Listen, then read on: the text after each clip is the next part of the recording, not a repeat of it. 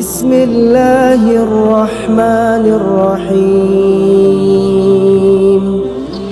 ایک شخص حارث بن ہشام نامی نے حضور صلی اللہ علیہ وسلم سے سوال کیا تھا